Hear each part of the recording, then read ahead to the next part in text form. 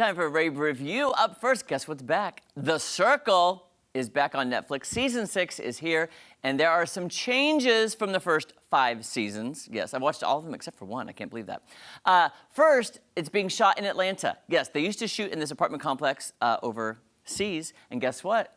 They canceled it in England, so guess what? They're shooting in America now. Hallelujah, love that. And some of you will notice format changes, okay? So I'll be honest, at first I wasn't crazy about all the changes, but once you get into the show, of course, you get hooked and then you realize, okay, it does work. Take a look at this. The ultimate social media challenge has returned. Players are hitting the circle either as themselves or as a catfish to connect, chat, strategize, plot, and flirt their way to the top of this ruthless game of popularity. And win $100,000. And while you don't need to be the smartest, this season we're adding a bit more intelligence to the chat. Yeah, that's right. For the first time ever, an AI bot is playing the game as the ultimate catfish. Buckle up, baby. I'm Michelle Buteau, and this is The Circle. And can I tell you, guess what? The bot is one of my favorite players. The bot is good. And they'll explain it to you on the show. I don't want to give too much away, but they will explain it. Here's the cast. The first 4 episodes are out, and guess what? Now, I'm sorry, 3 episodes came out last week, 4 episodes out today, so you can catch up on 4. Here's the people.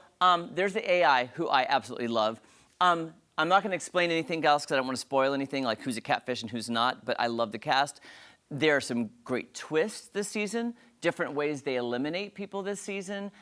It's really good. Give it a chance. So guess what? 3 now, 4 today, and then more next Wednesday until the finale. It's really good, and there's a lot of curveballs, guys. So if you loved the first, you're gonna love this. Just give it a chance, okay? You just have to give it a little bit of chance. All right, up next, if you love a classic TV sitcom, and you know I do, you are gonna love the Upshaws. Okay, the Upshaws are back for part 5, which I cannot believe is already part 5. Where did the first 4 seasons go?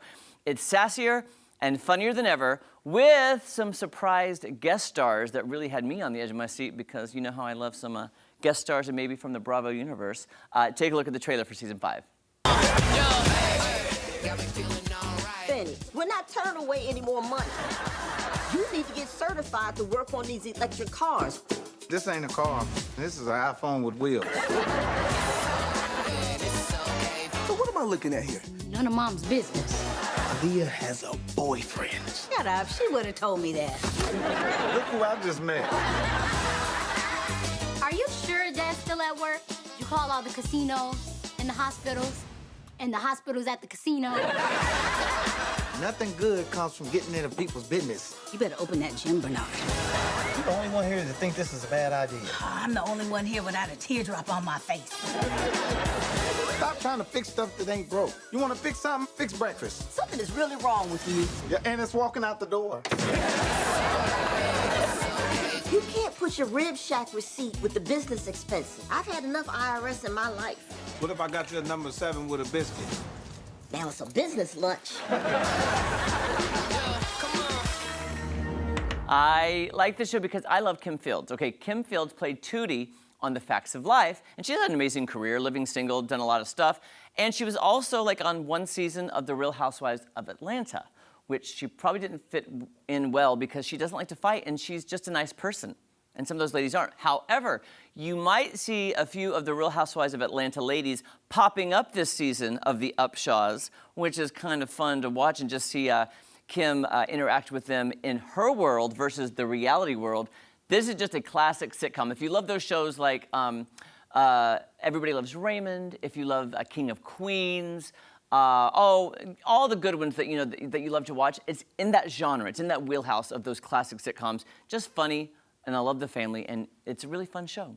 Okay, and then I want to talk about season 2 of a show that I didn't even know was going to get a season 2, The Big Door Prize. Okay, I was shocked because season 1 really didn't get a lot of buzz. So I was like, they're bringing it back, but it's inspirational. It has, another twist this season. I was like, where can they go from season 1 into season 2? But they have found a way. It's the little show that could, if you will. So let's take a look at this trailer and see if this refreshes your memory on this Apple TV Plus show. This machine is reminding people our lives have more than one possible path. This machine is validating. Mysterious. Magic. Destiny. Your future. I have so many questions. Same. The people in this town completely upended their lives because of a card they got from a machine. That thing will tell you your life's potential. The Morphos made everybody think about their dreams. And now it's saying, are you ready for the next stage? how do we get to the next stage? All sorts of magical things are taking place. I think it's time for things to change. Every time I come close to something that scares me, I pull back. I think we need time apart. What about the next stage for me? If you wanted to find out, I'd go with you. There are endless possibilities. Are you sure you want to do this?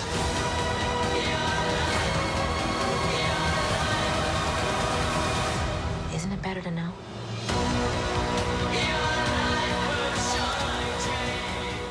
So really, the show's inspirational because in season 1, this machine would tell you your life's potential. Now, that could go one of two ways. Either it makes you really happy because you're on the right path, or it makes you really sad because you're like, what am I doing with my life?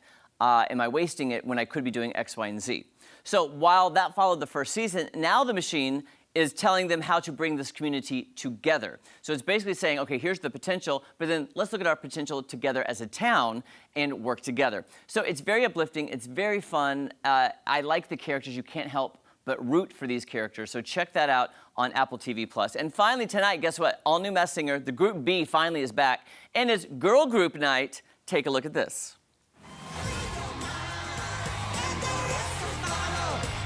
Fox Wednesday turns the beat around on Girl Group Night. I'm so excited, and I just can't hide it. And the final wild card. This might be Sean Astin. Derek Hoff. Guys, I might fancy the seal. Hi, honey. Is that my husband in there? Taika Waititi? Yeah. We can make out now. The Masked Singer, all new Wednesday Come on, baby. Come on. on Fox.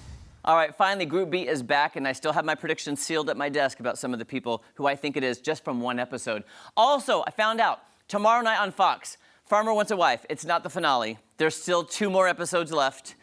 I'm telling you, they're kind of dragging this out. So, another Farmer Wants a Wife tomorrow night, and then next Thursday is the finale, hopefully, but we'll find out. All right, don't go anywhere. So much more fun on Ozarks Fox AM after this.